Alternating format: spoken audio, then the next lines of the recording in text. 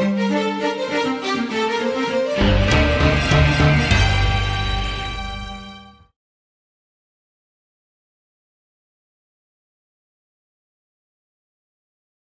agradezco muchísimo haber venido hoy bajo la lluvia y hasta la Plaza México. Quisiera hacer una muy breve presentación de Andrea Castañola, quien hoy va a ofrecer su conferencia sobre la manipulación de la justicia en las Cortes Provinciales de Argentina. Andrea Castañola es doctora en Ciencias Políticas de la Universidad de Pittsburgh e investiga sobre temas de política comparada de América Latina con especialización en justicia y en política. Ha realizado investigaciones en 10 países de América Latina. Algunos de sus trabajos han sido publicados en el Journal of Politics, en el Journal of Politics in Latin America, MACLAS, en el Latin American Essays de Cambridge University Press y en el Banco Mundial. Se destacan las siguientes publicaciones: Bolivia, The Rise and Fall of Judicial Review, del 2011, y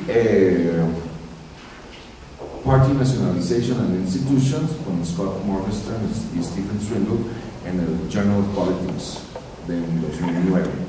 La autora Castañola cuenta además con una maestría en Ciencias Políticas de la Universidad de Pittsburgh y una maestría en Desarrollo y Política Pública de la Universidad de Georgetown, Estados Unidos.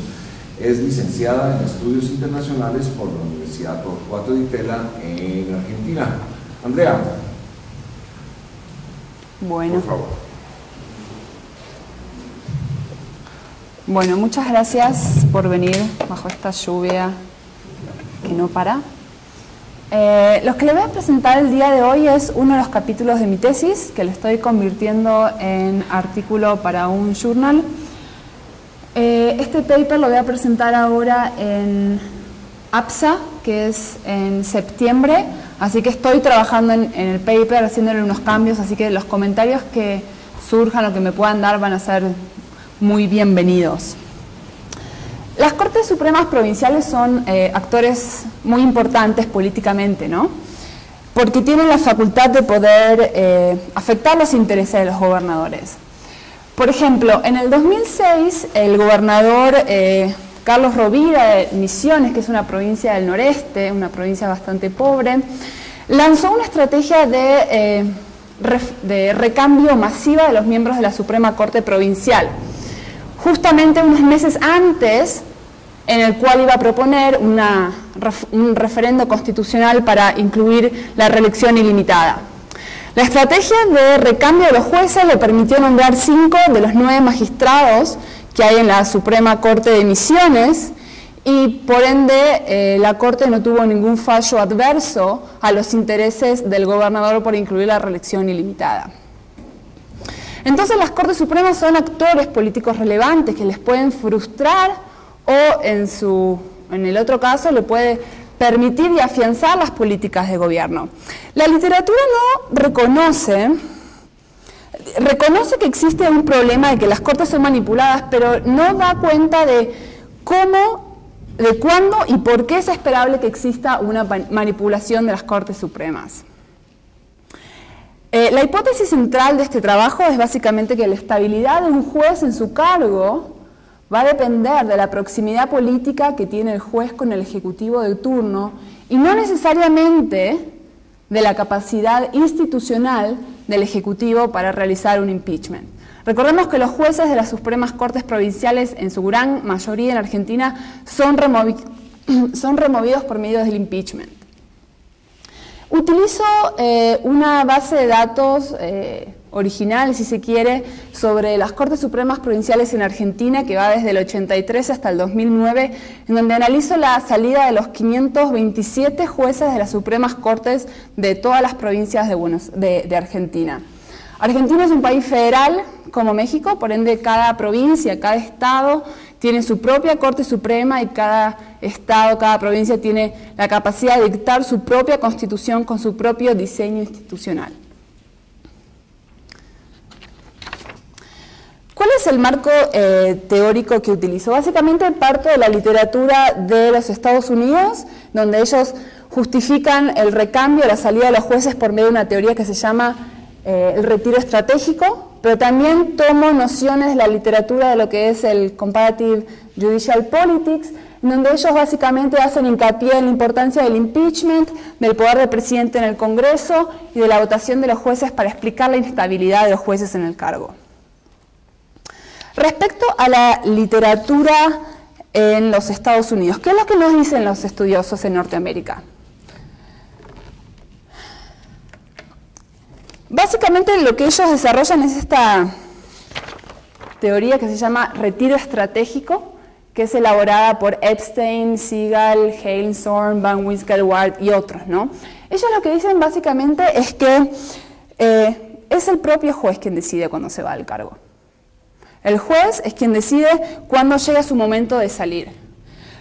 Pero ¿qué es lo que vemos empíricamente en las nuevas democracias o en democracias híbridas, como dirían algunos estudios, o en democracias en desarrollo? Que en realidad no es la decisión del propio juez de cuándo salir de la corte, sino generalmente es la decisión del ejecutivo. Es el presidente quien determina cuándo un juez va a salir del cargo. Otro de los principios en la que se basa el retiro estratégico es que dicen aquellos jueces con preferencias similares al del presidente de turno, del ejecutivo, son quienes tenderán a salir de la corte. ¿Por qué? Porque la idea es que un juez con preferencias similares al presidente de turno va a dejar su asiento, su silla, para que el presidente nombre a otro juez similar a sus preferencias. Mientras que lo vemos en los países en nuevas democracias o democracias inestables o en desarrollo, es justamente el efecto inverso. Jueces con diferente ideología política al del presidente de turno son quienes van a salir de la corte. ¿Por qué? Porque la idea es justamente modificar el balance ideológico de la corte para que el presidente pueda tener una corte favorable a sus intereses. Mientras que el principio en el retiro estratégico es justamente que se mantenga el balance ideológico en la corte. Entonces lo que vemos empíricamente o en las democracias es que los supuestos por los cuales se basa la teoría del retiro estratégico no se mantienen o no nos ayudarían a entender por qué los jueces salen. Nosotros vemos que en Estados Unidos dicen jueces con preferencias similares al presidente salen, mientras que en países en nuevas democracias vemos jueces con diferentes preferencias al presidente que son los que salen, justamente porque el presidente quiere crear una corte favorable a sus intereses. ¿Qué es lo que nos dice la literatura del Comparative Judicial Politics? Ellos reconocen justamente que hay un problema de que los mandatos de los jueces no se respetan, de que los jueces están poco tiempo en la corte, pero en vez de tratarlo como un problema empírico, lo toman como una situación dada, que es así. Y los supuestos en los cuales se basa esta literatura son tres importantes. El primero de ellos es que dicen que los jueces salen siempre o principalmente, digamos, por medio del impeachment político. Pero lo que vemos empíricamente, no solo en Argentina a nivel subnacional, sino en muchos países de América Latina o de Europa del Este o inclusive de África, es que los jueces no salen necesariamente por medio del impeachment político. Los jueces salen por medio de otros mecanismos que yo después, si quieren, les puedo contar, en donde los presidentes logran obtener una vacante. Entonces, la idea de que el impeachment es el único mecanismo por el cual los jueces pueden salir no necesariamente se sostiene empíricamente. Los jueces, como no tienen una protección institucional adecuada para que puedan votar de forma sincera, los estudiosos sobre el tema dicen que los jueces son actores estratégicos. ¿Por qué? Porque la idea es que dependiendo del poder político del presidente, de los asientos que tiene el Congreso, para llevar a cabo o no un impeachment, los jueces van a votar a favor o en contra del presidente. Es decir, si tenemos un presidente con una supermayoría en el Congreso que puede llegar a iniciar un juicio político al presidente si no vota de acuerdo a sus intereses, lo que dice la teoría es que debemos esperar que haya estabilidad en los jueces, porque los jueces no van a ser tontos, entre comillas, de votar en contra de los intereses del presidente y ser removidos. Entonces, lo que la literatura dice es que la estabilidad del juez en el cargo va a aumentar cuando tenemos presidentes, la estabilidad de los jueces del cargo va a aumentar cuando tenemos presidentes débiles, porque no van a tener las herramientas para poder hacerle el impeachment. Y la otra supuesto en la literatura que está relacionado es que los jueces tienen la capacidad de regular su estabilidad del cargo dependiendo si votan o no en contra de los intereses del presidente o del ejecutivo. Pero en realidad lo que vemos empíricamente es que no hay una clara relación, porque si los jueces tienen la capacidad de regular su estabilidad en el cargo mediante su voto, no veríamos que hay grandes recambios en las Cortes Supremas, porque ningún juez va a querer ser removido. Pero en realidad lo que vemos es que hay un gran recambio de la estabilidad de los jueces en el cargo. Vemos que hay muchos recambios, yo después les voy a mostrar a nivel subnacional en Argentina, de cómo es que los presidentes, en este caso si se quiere, o el poder político, ha podido remover los jueces sistemáticamente año tras año. Entonces, la idea de que los jueces pueden regular su estabilidad por medio de cómo votan, en realidad no nos está mostrando empíricamente que los jueces son estables. Entonces, ¿por qué los jueces en estas nuevas democracias, en democracias no consolidadas, si se quiere, salen de la Corte? ¿Por qué son tan inestables? Porque los cambios en las políticas están generalmente asociados con los cambios en las conformaciones de las Cortes Supremas, porque las Cortes Supremas son actores que pueden ayudar o impedir las políticas públicas del presidente. El punto de partida de esta investigación es que los presidentes o los ejecutivos, los gobernadores, van a querer tener una corte amigable, una corte favorable a sus intereses, que no impidan que se puedan llevar a cabo sus políticas.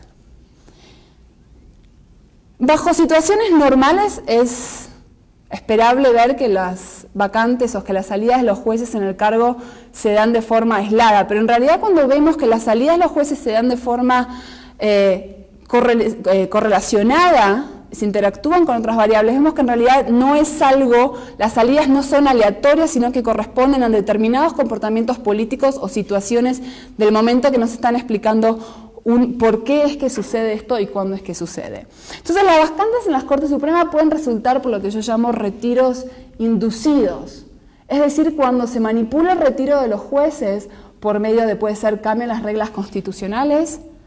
Tenemos una corte que está compuesta por 7 miembros y ahora se reduce a 5 o a 3. Esa es una forma de modificar y inducir la salida. O otra puede ser ofrecer retiros atractivos, beneficios de jubilación, que ha sucedido en muchas provincias. Aquellos jueces que se jubilan en los próximos 15 días, en vez de tener 82% de su jubilación, el salario va a ser del 90%. Eso ha ayudado bastante a que haya un recambio en las cortes provinciales.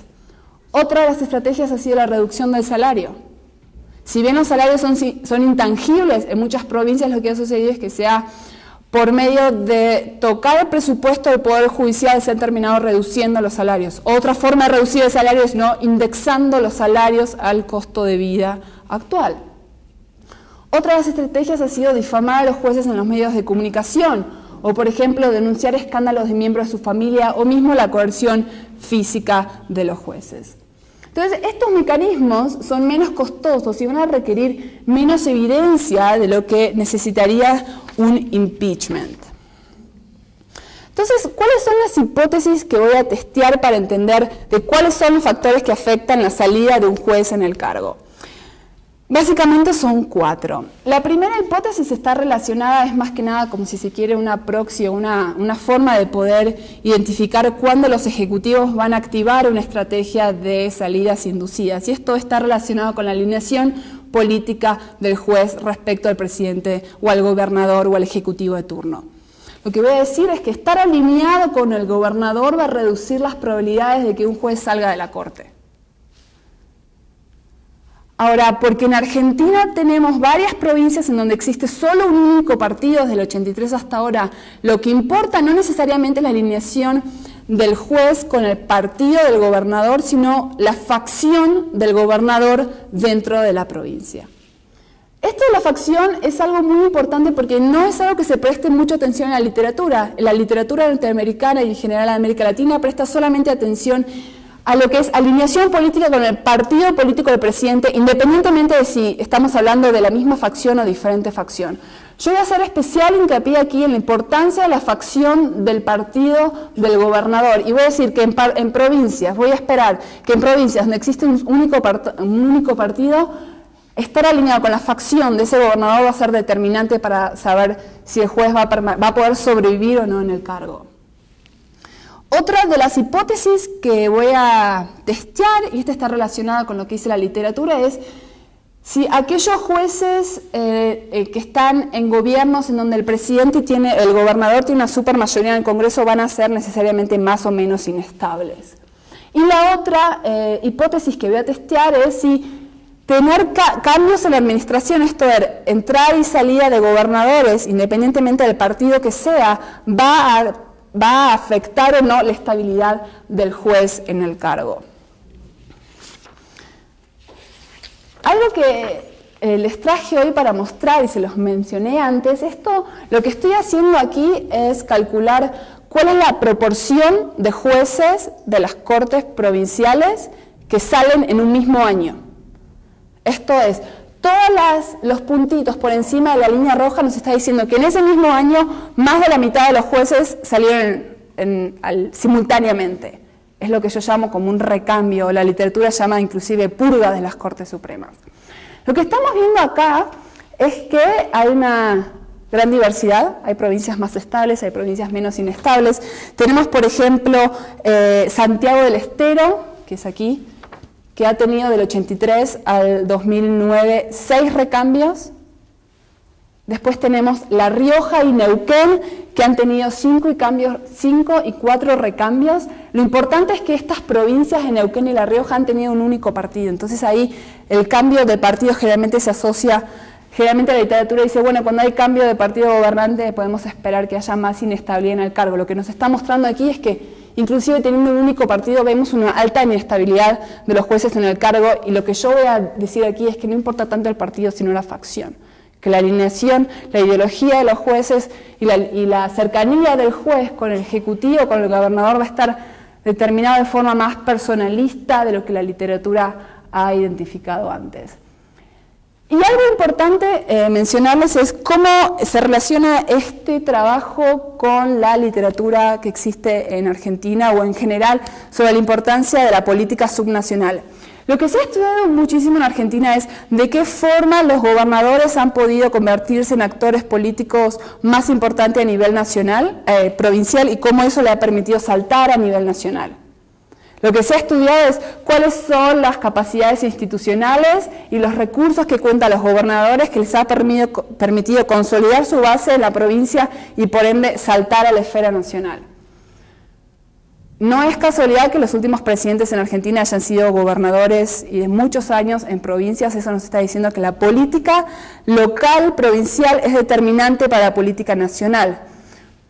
Por eso yo creo que este trabajo contribuye a esa literatura. Yo creo que el hecho de el control de las Cortes Supremas provinciales le permite al gobernador consolidar su poder en la provincia y por ende tal vez saltar a la esfera nacional. Entonces, esa es una forma en la que yo estoy pensando de qué forma este trabajo contribuye a la literatura existente. No hay nada que analice sobre la literatura, relación ejecutivo-cortes a nivel provincial, entonces yo creo que esto se podría pensar como un instrumento más, un recurso más que tienen los gobernadores para consolidar su poder en la esfera local.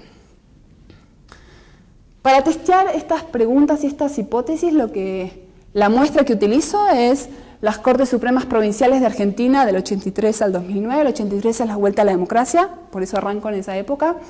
Me faltaría actualizar los últimos años del 10 y 2011 para poder hacerlo un poco más actualizada. Y los datos que tengo es información a nivel individual para todos los jueces de las Cortes Supremas Provinciales. Mi unidad de análisis va a ser juez año y eso produce un total de un poco menos de 3.500 observaciones.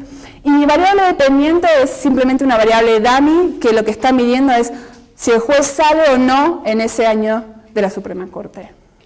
Y el modelo que utilizo para estimar es un modelo de sobrevivencia de tiempo discreto, que utiliza efectos fijos para modelar la heterogeneidad.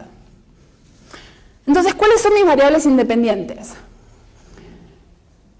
Las variables independientes más importantes están relacionadas con la alineación política del juez con la facción y con la del partido de gobierno. Digo, esto es medio tramposo. La forma en que encontré de solucionar esto, y estaría bueno que me den otras ideas, es utilizando dos variables dummies. Supongamos que, ay, qué pena que no hay un pizarrón, pero supongamos que este es el partido del gobernador y existen dos facciones. Una dummy identifica si ese juez pertenece a esta facción, o sea, la facción del gobernador, y la otra dummy codifica e identifica si pertenece a la otra facción del partido del gobernador. Pero cuando no pertenece ni a la facción del gobernador ni a la otra facción y pertenece a otro partido, sería el baseline category, sería la dummy que estaría afuera. Entonces serían como 3 dummies, pero en realidad hay 2 en el modelo. La otra variable que incorporo es si hay o no mayoría en la legislatura para llevar a cabo el juicio político. Generalmente se requieren los 2/3. Incorporo otra variable que mide básicamente si hay una nueva administración o no, si hay un cambio de gobernador, independientemente si sea o no cambio de partido gobernante. También incorporo una variable que mide intervención federal. Esto es muy importante porque los gobiernos nacionales han decidido intervenir en varias ocasiones. Por ejemplo, en Santiago del Estero hubo 2 intervenciones federales en donde hubo un recambio total de los miembros de la Suprema Corte, así como también de gobernador, y se cerró las legislaturas. Entonces es muy importante controlar por la intervención federal, porque cuando hay intervenciones federales generalmente tiende a haber un recambio. Entonces es importante incorporar este otro factor explicativo, porque si no estaríamos dejando fuera salidas de jueces que son causadas justamente por la intervención federal. Y como variables no políticas incorporo el tamaño de la corte. ¿Por qué? Porque cortes más grandes va a tender a reducir la probabilidad, mientras que cortes más chicas lo contrario. Y variables de dependencia temporal por el gran periodo de años que estoy tomando. Bueno, lo que tenemos aquí es los resultados del modelo de sobrevivencia. Lo importante aquí, como no podemos, el coeficiente no nos permite identificar magnitud, sino simplemente es dirección y significancia de los coeficientes. Después vamos a mostrar unas tablas donde se predice la probabilidad para ver cuán importante es el efecto de estas variables. Lo importante aquí es identificar que estar alineado con la facción del gobernador va a reducir la probabilidad de salir en el cargo. Y para medir el efecto de estar alineado con el partido del gobernador, porque aquí estamos, estar alineado con la facción del gobernador va a reducir. Ahora, ¿qué pasa si estás alineado con el partido del gobernador? Independientemente si estás o no en la misma facción, es sumar los 2 coeficientes juntos, y aquí sigue siendo significativo, o sea, estar alineado con el partido del gobernador y respectivamente si estás o no en la facción, sigue siendo significativo y tiende a reducir la probabilidad de salir en el cargo. ¿Qué es lo que pasa con la facción en provincias que tienen un único partido? La forma de interpretar el coeficiente aquí es interpretar el coeficiente tanto de la interacción como de alineación con la facción, y cuando interpreto los 2 coeficientes juntos, porque es una interacción, sigue siendo significativo. Esto es, la alineación, que un juez esté alineado con la facción del gobernador en una provincia con un único partido, reduce la probabilidad de que ese juez salga en el cargo. Algo interesante aquí es que el coeficiente para mayoría en la legislatura no es significativo. Esto es contrario a lo que la literatura dice, y eso es algo a lo que yo esperaba, porque, como les dije al comienzo, existen diferentes mecanismos por medio de los cuales los gobernadores han logrado sacar a los jueces del cargo, no necesariamente por medio del impeachment. Y algo importante aquí es que cuando hay cambios en la administración, aumenta la probabilidad de que un juez salga del cargo, y cuando tenemos intervenciones federales también. Y el tamaño de la corte con el coeficiente, con la dirección esperada, que cortes más grandes va a tender a reducir la probabilidad de ese juez de salir del cargo, simplemente porque hay más jueces allá afuera por los cuales se podrían quitar. Ahora, ¿cuál es la interpretación sustantiva un poco más precisa que podemos hacer? Porque lo que les dije antes es la dirección del efecto, pero no podemos estar viendo la magnitud. Lo que hice aquí es calcular la probabilidad de salida de un juez cuando hay un cambio de gobierno frente a diferentes escenarios. Supongamos que tenemos una provincia con un único partido y hay un cambio de gobernador. Si ese juez está alineado con la facción del gobernador, la probabilidad de salir es muy baja, es 0.5, es 0.05. Pero si ese juez no está alineado con la facción del gobernador, la probabilidad aumente a 0.14. ¿Qué es lo que pasa en provincias donde tenemos dos o más partidos? Es decir, hay una competencia partidaria, si se quiere, y hay un cambio de administración. Estar alineados con la facción del gobernador, la probabilidad de salir es, de nuevo, muy baja, mientras que si no está alineado con la facción del gobernador aumenta a 0.12 y no alineado con el partido del gobierno, esto es, pertenece a otro partido, también aumenta a 0.16. Entonces, básicamente, no estar alineado con la facción del gobernador en provincias con partido único es tan peligroso, es tan importante como no estar alineado con la facción del gobernador en provincias con dos o más partidos. Entonces, ¿cuáles son las conclusiones y contribuciones que puedo identificar de este trabajo? La primera es que los ejecutivos, en este caso los gobernadores, irrespectivamente de su poder en la legislatura, han podido manipular la composición de las Cortes Supremas. ¿Por qué? Porque la estabilidad del juez en el cargo depende de la proximidad política con el Ejecutivo y no del poder del Ejecutivo para realizar un impeachment político. Esto es, los gobernadores no confían en jueces que fueron nombrados por ejecutivos con diferentes preferencias políticas. Es decir, existe una relación más íntima y más personalista de lealtad de lo que generalmente se había pensado. No es necesario que el juez pertenezca al mismo partido del Ejecutivo que lo nombró antes, sino que pertenezca a la misma facción. Estamos hablando de un nivel de relación más personal de lo que generalmente se había pensado. Entonces las facciones importan.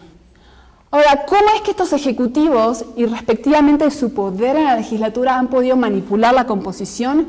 Básicamente por mecanismos formales e informales de inducir las vacantes. Entonces yo creo que en realidad, pensando las contribuciones también a la literatura a nivel subnacional, yo creo que las Cortes Supremas se han convertido en un instrumento de poder muy importante también para los gobernadores para poder consolidar su poder tanto a nivel provincial como saltar a la esfera nacional. Esto es algo, yo creo que, no estoy testeando acá que aquellos gobernadores que tengan mayor control son los que permiten saltar, pero sí creo que es un recurso más para los gobernadores para poder afianzar su poder a nivel local. Entonces, básicamente lo que podemos pensar, si se quiere ya un poco más en términos generales, es que los poderes judiciales en las nuevas democracias no han logrado independizarse del todo del poder político, sino que se han convertido en el centro de la manipulación política, por la gran relevancia de esta institución en lo que es el hacer de la política y de la política pública. Esto es lo que le quería compartir el día de hoy y estoy abierta a preguntas, comentarios, observaciones. No sé cómo procede esto.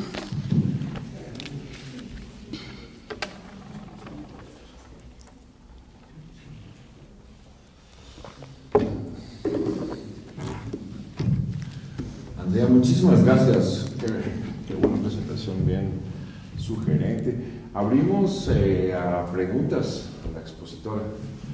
Por favor, le pido el favor que se identifique y haga su pregunta. La doctora Castañón ha tocado un verdadero manantial de ideas, no solo para los sistemas políticos latinoamericanos, sino para el funcionamiento del modelo macroeconómico que durante los últimos 30 años ha venido desarrollándose en toda América Latina. Hace unos días el doctor Jaime Ross Bosch disertó aquí en Flaxo sobre los trabajos del doctor Acemoglu y el doctor Robinson sobre la nueva economía institucionalista y el papel que juega el Estado de Derecho. resulta ser que efectivamente, para que un modelo económico-social funcione se requiere una definición jurídica que marque la pauta de su Estado de Derecho, y su investigación toca justamente en ese punto fino, poco estudiado de América Latina, aunque lo basa a nivel subnacional. Yo auguro, preveo que tarde o temprano gravitará al estudio de los sistemas judiciales nacionales y en un contexto latinoamericano, con un corte transversal que se me acaba de ocurrir por el nuevo derecho de convencionalidad.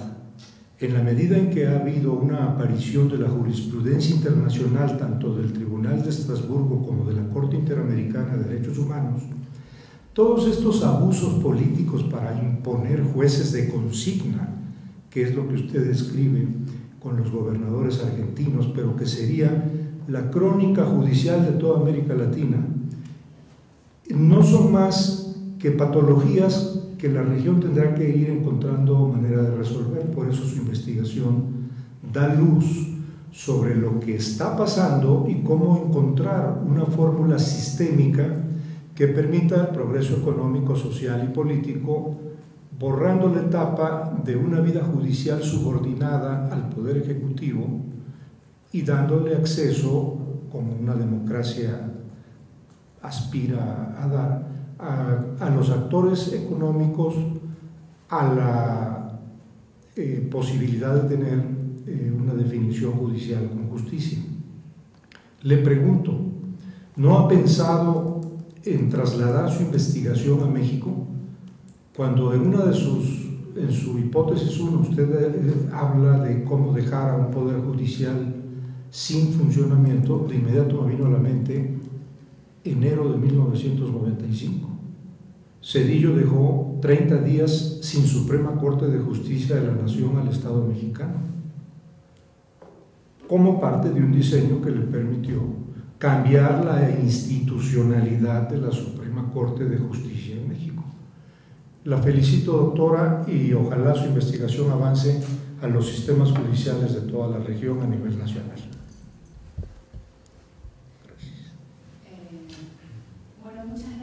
Pregunta. Justamente este es parte de uno de los capítulos de mi investigación de tesis doctoral, pero estoy paralelamente trabajando en un proyecto con uno de mis codirectores de la tesis, en donde justamente estamos analizando, si se quiere, llevando a cabo mis hipótesis o mis teorías, testeándolas más allá de Argentina, sino a todas las cortes nacionales de América Latina. Así que justamente de eso estamos trabajando. Es una visión, si se quiere, más histórica, porque ahí lo que estamos viendo es la inestabilidad de los jueces de 1900 hasta el 2010, ahora vamos a actualizar el 2011. Y ahí obviamente está metido México, digamos. Y el caso de México, así también como el de otros, es muy interesante, porque lo que generalmente se veía al principio del siglo es que los poderes judiciales, básicamente encarnados en las Cortes Supremas, no eran considerados políticamente relevantes y eran relegados, si se quiere, como una oficina burocrática administrativa más de los países. Ahora, conforme fueron pasando los años, se empieza a ver la importancia, la relevancia de esta institución para para la arena política, y es cuando empieza de forma más clara el control y la injerencia política sobre estas Cortes Supremas nacionales. Entonces ahí justamente estamos, obviamente hay sus variaciones, no es lo mismo las Cortes Supremas de, por ejemplo, El Salvador, Nicaragua, comparada con la de Costa Rica o la de Colombia o inclusive la de Chile y Brasil, que son instituciones más consolidadas y con mayor trayectoria y estabilidad y, si se quiere, cierto punto de independencia de los jueces respecto al poder político, mientras que tenemos otras cortes donde son totalmente vulneradas.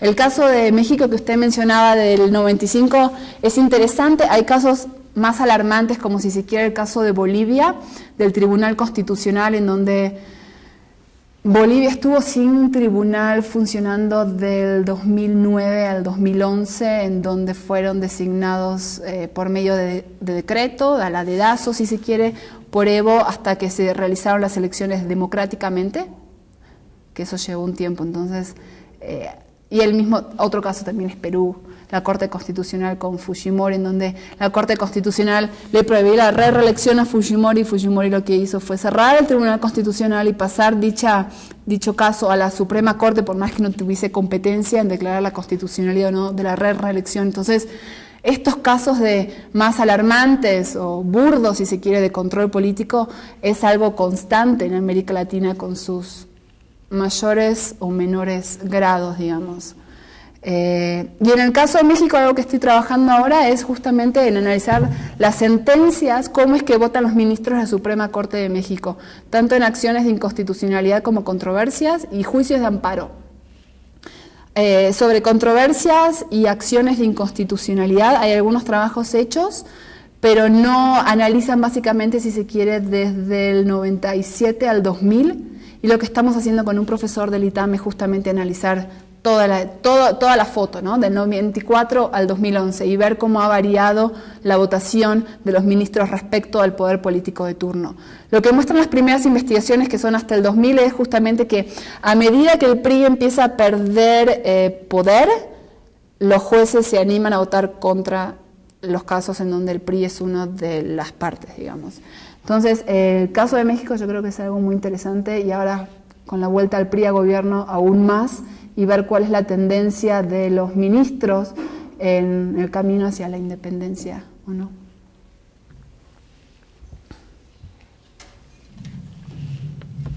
¿Hay más preguntas?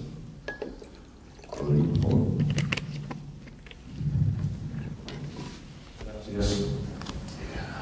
Andrea, te digo, es muy impresionante el trabajo. Me imagino lo que debe haber sido construir esa base de datos con tantas observaciones y determinar para cada uno a quién está alineado, si está alineado el juez o no.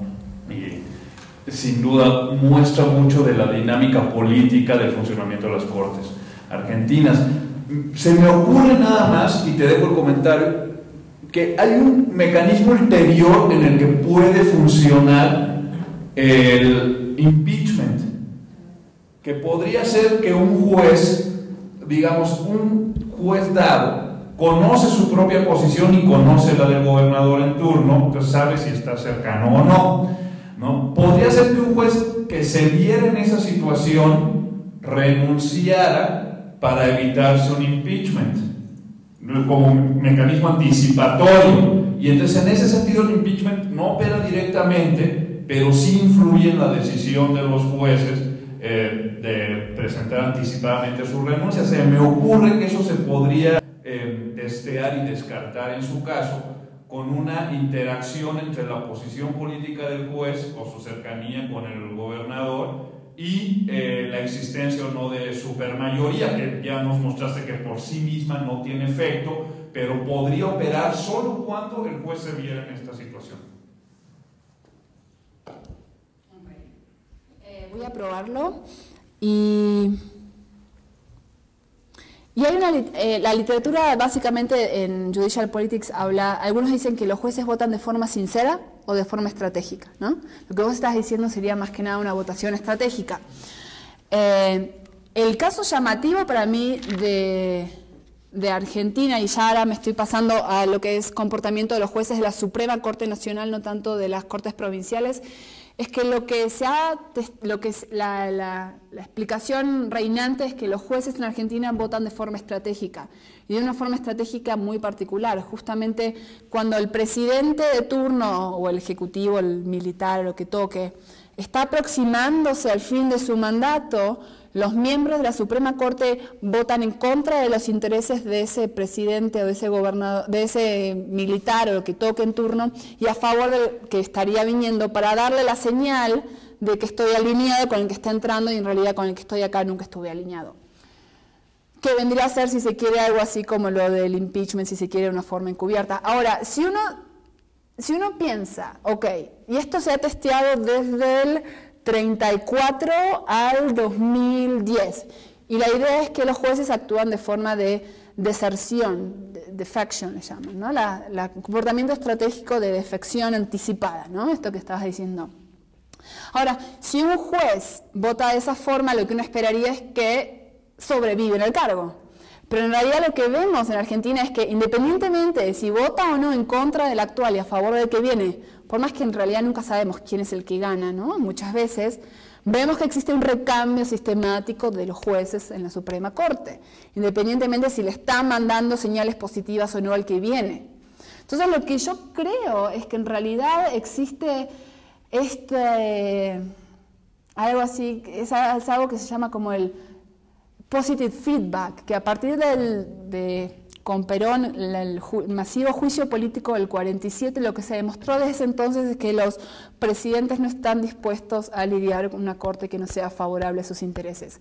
Y sistemáticamente desde el 47 hasta ahora lo que vemos es que existe un recambio de más de la mitad de los jueces con cambios del presidente.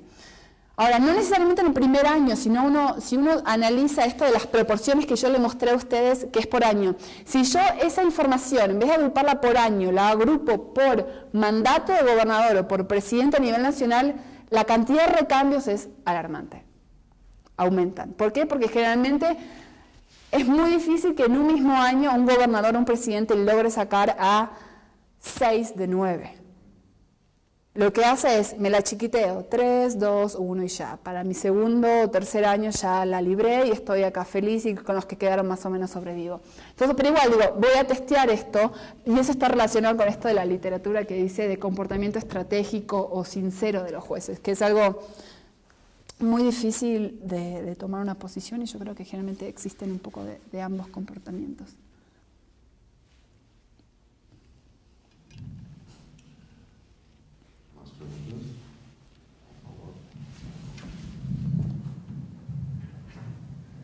Gracias. Nada más una curiosidad, Andrea. Hay una cosa que no veo.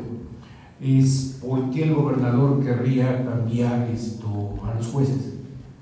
O sea, me intriga qué aporta el juez o cómo podríamos incorporar en el modelo el fondo de las sentencias. O si, por el contrario, lo que nosotros tenemos es simplemente un reparto de cargos según lo que se invirtió en poder llegar al puesto, y entonces ahora lo que hay que hacer es conectar con el presupuesto a otros individuos. Está en discusión la contribución de las sentencias a la conservación del poder, o está en discusión la posibilidad de enchufar a los amigos en el presupuesto. ¿Qué opinarías tú y si tú pensarías que se puede o no incorporar algo de este tipo en el modelo? Gracias. Gracias por tu pregunta. La verdad que algo que me encantaría a mí es poder analizar las sentencias y cómo es que votan cada uno de los jueces en las sentencias y codificar por tipo de sentencia, etc. Es algo imposible, digamos, a nivel subnacional porque la información no existe. A mí me tomó un año encontrar quiénes conformaron las Cortes Supremas Provinciales. Es decir, el nombre, apellido del juez y en cuándo entró y cuándo se fue. Mis profesores de Estados Unidos me decían, es que no puede ser que eso te tome un año. Abrís la página de internet de la Corte Suprema en cada provincia y tiene que estar. Y yo, es que no, mirá, y me sentaba y le mostraba y le explicaba que en realidad acá la información es muy difícil. Entonces yo creo que algo interesante sería ver ahora el segundo paso. ¿Cómo es que votan estos jueces para ver esta relevancia o no? Sí te puedo decir que las Supremas Cortes Provinciales son realmente muy importantes y han cobrado muchísima relevancia en los últimos 10 años, si se quiere, porque es donde han empezado a tener más injerencia en temas electorales relacionados con los intereses del gobernador reeleccionistas indefinidamente. Entonces, lo que está sucediendo aquí es que, como las cortes son importantes, tienen dos opciones los gobernadores.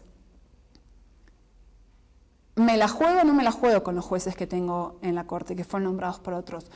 Lo que yo veo sistemáticamente y lo que muestran los modelos es que los gobernadores no confían en jueces que son nombrados por otros gobernadores con diferente alineación política. No tanto de otro partido, sino inclusive de la misma facción. Eso nos está queriendo decir que evidentemente hay una injerencia, tienen un control de temas realmente importante, por ende es que quieren controlar. Si no fuese importante, ni les importaría, ¿no?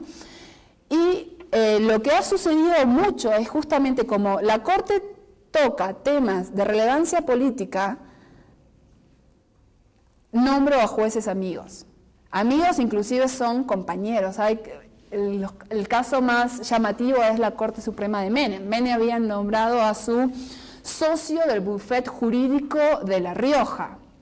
Había nombrado a su mejor amigo con el cual iba a jugar al tenis todos los domingos. O sea, gente realmente muy cercana, no tanto ya, si se quiere, de afiliación política, sino ya cercana de confío ciegamente en lo que hagas, por eso es que estás aquí y te premio con este puesto, digamos.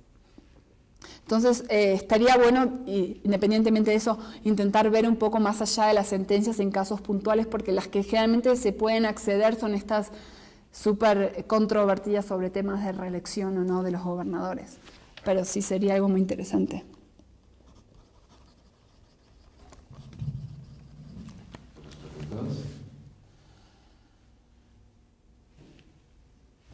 Bueno, les agradezco a todos el haber venido hasta acá, el haber cruzado la ciudad bajo la lluvia, y nos esperamos hasta el próximo lunes, que habrá otra conferencia. Muchas gracias a todos y sobre todo gracias a Andrea. Un aplauso, por favor. Gracias.